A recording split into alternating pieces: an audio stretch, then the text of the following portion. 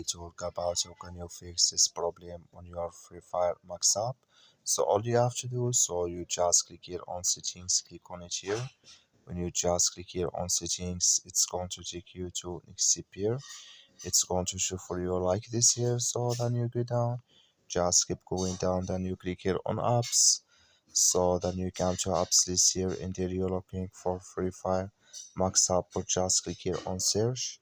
Then here add Free Fire Max, so add it here. It's going to show for you like this, click on it.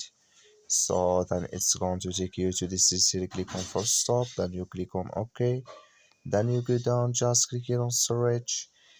So you come to storage list here, just click on clear cache. Then all you have to do, so you just restart your phone in storage again, then it's going to work with you.